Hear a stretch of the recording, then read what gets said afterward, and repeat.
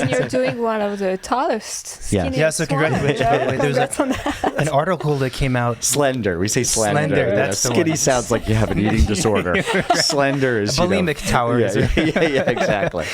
And so how does that work? How does it stand up like that so tall? Well, so we're talking about 111.57. Yes. It topped out as of we're November, mid-November right now. It topped out about 9 days ago, according to an article. That is correct. Congrats. And Thank you. it's the article read the slimmest tower in the world. And yeah, so one question we do have, which is more of an engineering question, but it's like, how does that even work? Because like we've worked on towers, tall towers, but not. I don't even know how to. This is like a toothpick. Yeah, it is. It's crazy, and and the footprint's pretty small, relatively speaking. So yeah, I mean, there's a couple things here. So there's the height to width ratio, right? Is a thing. So if you're 10 high to 1 wide, that's and less, that's a standard building. Anything over 10 to 1 is considered slender, right? And therefore becomes very complicated to engineer. Anything over 15 to 1 is considered like exotic or esoteric. So like those become really hard to engineer.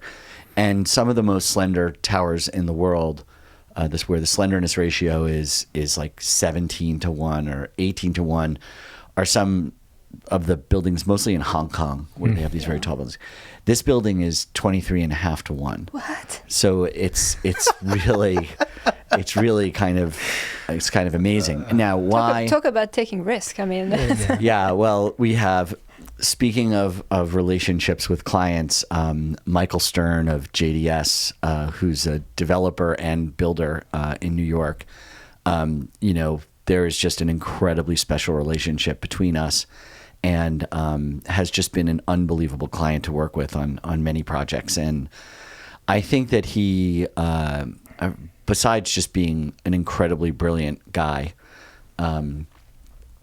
I think because he really understands every aspect of building and branding and architecture and financing, and because he was a builder first, I think he was willing to take risks that maybe a lot of other people wouldn't.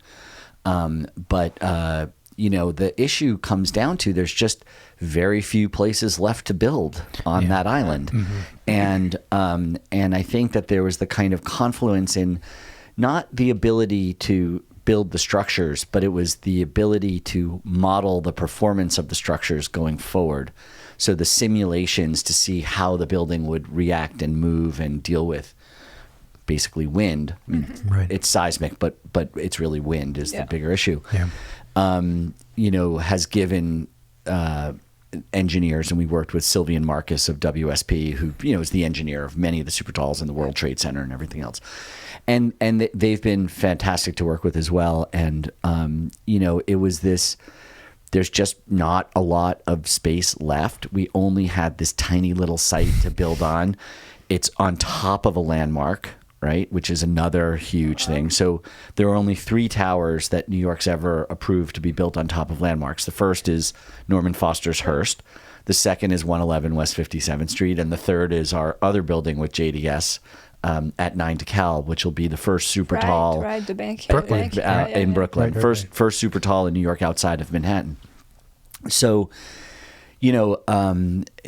basically the tower, we did a full restoration of the historic building below, Steinway Hall, where Steinway pianos were built, were sold for many, many years. And then we had this 60 feet by 80 foot sort of slot that we could go up. So it's 1 apartment per floor. Right. So you have a 4,800 square foot unit.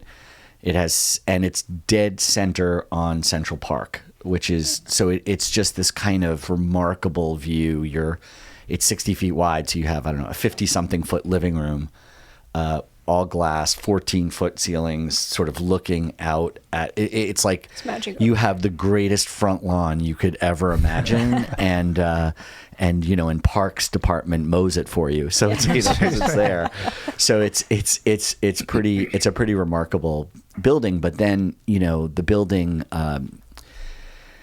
Michael really challenged us to rethink what a New York skyscraper would be. And so we really kind of looked at the DNA of the history of the New York skyscraper and the setback and the materiality. And so the building is terracotta and bronze, and it's got this beautiful filigree, and and the terracotta rotates, and it creates these shadow and light patterns. And, it's not the traditional setback. It's not the sort of angled glass envelope. It's both at the same time. So going back to what our firm is, is the thinker and maker. It's both got the DNA of New York, but is absolutely a contemporary modern building looking forward. And I think when we're able to do projects like that, that's when they're the most exciting to us. And I mean, the terracotta also cantilevers up to 18 inches off the facade, which it's 26 different shapes and 6 different colors, 40 something thousand pieces of the terracotta, all managed and executed by the development team. And, one of the interesting things is the terracotta actually is performative in slowing down the acceleration of the building, because if it's just all glass, then it's working like an airplane wing. Right. And so by creating the turbulence, it's actually performative. So it's not only like kind of beautiful and magical, it's actually working too. Yeah. Have you been up to the top? All the time. All the time. You don't have height problems with height? Yeah, I think. Or you can't if you go up. Yeah, exactly. I mean, riding that hoist up 1,300 feet to the top on the outside of the building, So the very top is 1,428 feet tall. I've been up to about 1,380. I haven't gotten to the very, the last 178 feet are just the spire. Right. So it's just a steel structure up there that's, like the top of the Chrysler building is just a spire. It doesn't actually work. It's really this kind of sculpture. Right. And as we had said to Michael, he said, look, 60 extraordinarily wealthy people are going to get to live in this building, but 8 million of us have to live with it every day. Yeah. And so you need to invest in as much in the outside as you do in the inside.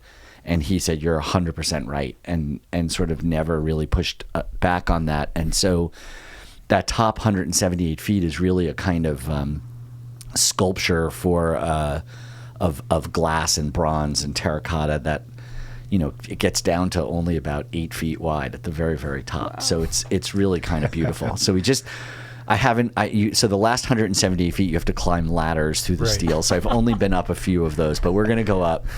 We're going to go up, maybe take a picture up there at the top. Yeah. So when you're up there, how often can you feel significant movement because of the wind? I've never felt any movement yet. I mean, the entire facade isn't on yet, so it's still not fully performing, but not all the weight is there. But there's an 800-ton damper up there.